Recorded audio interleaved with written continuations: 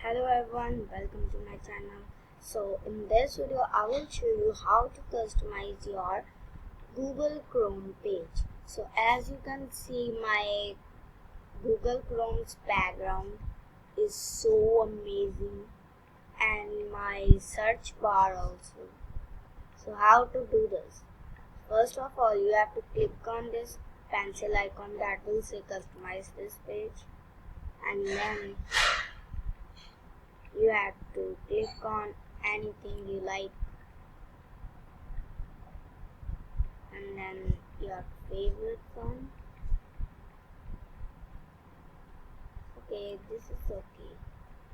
And then to customize your search bar, you have to go to color and theme and click on any color, and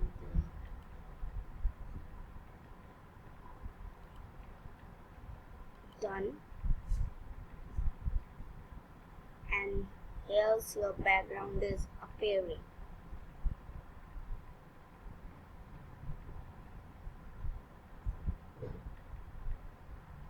Here's your background. So good.